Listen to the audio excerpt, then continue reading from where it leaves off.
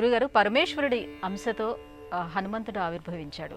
అటువంటి హనుమంతుడు శ్రీరాముడికి భక్తుడిగా ఎందుకు మారాడు? ఇలాంటి కథలు మనకు పురాణాలలో అనేకం తెలియవస్తాయి. పరాశర సంహిత అనే గ్రంథం శివభక్తులు విష్ణు భక్తులు ఇరువురి మధ్యన ఒక చర్చ జరిగినట్లుగా తెలియజేస్తుంది. మా దైవం గొప్ప అంటే మా దైవం గొప్ప అంటూ భక్తులు వాదులాడుకోవడం పురాణ ప్రపంచంలో సర్వసాధారణం. ఈ క్రమంలో విష్ణు భక్తులు శివభక్తులు వాదులాటకు పూర్వం గార్ధభ నిస్వనుడు అనే ఒక రాక్షసుడి వృత్తాంతాన్ని మనం స్మరించుకోవాలి. బ్రహ్మ వరం చేత గార్ధభ నిస్వనుడు అనే పేరు గల ఒక రాక్షసుడు దేవతలను హింసిస్తున్నాడు. ఆ గార్ధభ నిస్వనుడిని ఎవరు అంతం చెయ్యాలి అనే ప్రశ్న ఉత్పన్నమైంది.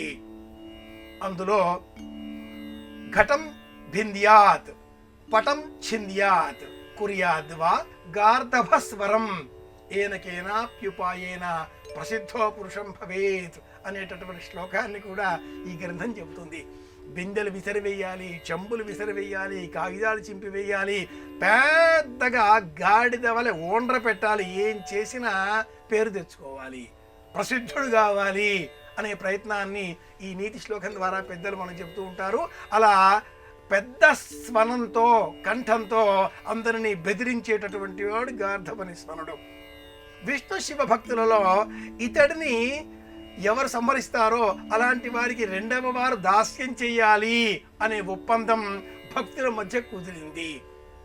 గార్ధవనిస్వరుడిని విష్ణువు సంహరించడంతో శివభక్తుల ఆసక్తి మేరకు ఈశ్వరుడే ఆ విష్ణువుకు దాస్యం చెయ్యాలి అనేటటువంటి సందర్భం ఏర్పడింది.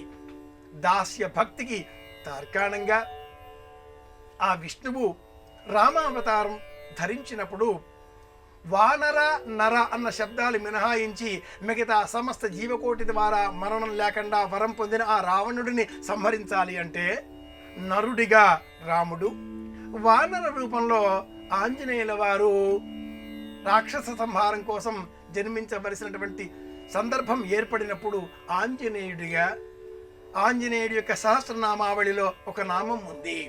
రుద్రవీర్య సంభవాయ నమో నమః, అది ఆ నామం.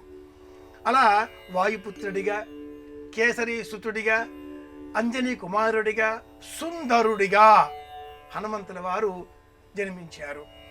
ఈ వృత్తాంతం నేపథ్యంలో ఆంజనేయుల వారి వాలము పార్వతీదేవి అని కూడా ఈ పరాశర సంహిత అనే గ్రంథం తెలియజేస్తుంది.